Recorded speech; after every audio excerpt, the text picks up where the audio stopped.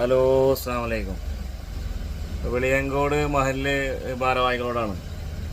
നാളെ നമ്മളെ ആണ്ട് നടക്കല്ലേ.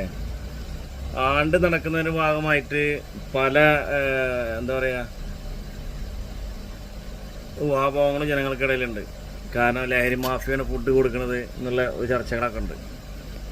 അപ്പോൾ ഒന്ന് രണ്ട് ആളുകൾ ഉറപ്പിച്ച് പറയുന്നുണ്ട് അവരാണ് കൊടുക്കുന്നുള്ളത്.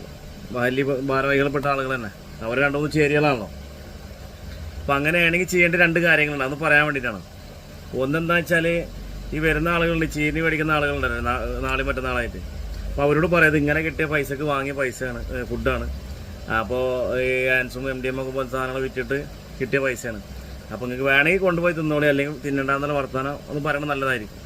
രണ്ടാമത്തെ ഒരു കാര്യം എന്ന് വെച്ചാൽ, ഇത് ദ്വാരക്കാൻ ഉസ്താദന്മാരും ആളുകളൊക്കെ വരുമല്ലോ. കുറേ ആളുകൾ ആയിരങ്ങൾ പങ്കെടുക്കുന്ന ഒരു വേദിയായിരിക്കും. അപ്പോൾ അതിൽ വെച്ച് ആ ഉസ്താദിനോടും പറയണത്, ഇതിങ്ങനെ കിട്ടിയ ഇത് ചെയ്ത് ഇന്നൊരാൾ സ്പോൺസർ ചെയ്ത് ചീനിയാണ് ഉസ്താദ് ദുആ ചെയ്തതിന് ശേഷം കൊടുക്കുന്നുള്ളത്. കാരണം ആ സാധുവിന് ഇത് അറിയുണ്ടാവില്ല. ആ സാധു എന്ത് ചെയ്യും, ഇത് കച്ചവടം വർദ്ധിപ്പിക്കാനും സുഖമായതിനൊക്കെ വേണ്ടി ദുആ ചെയ്യും. അത് കേട്ട് പാവ സാധുക്കൾ എന്ത് ചെയ്യും, ആമീൻ പറയും ചെയ്യും. അപ്പോൾ അതൊന്നും എന്ത് ചെയ്യുക, ആ രണ്ട് കാര്യങ്ങൾ എന്ത് ചെയ്യുക, ഒന്ന് ശ്രദ്ധിക്കുക. അതൊന്ന് പറയാൻ വേണ്ടിയിട്ടായിരുന്നു.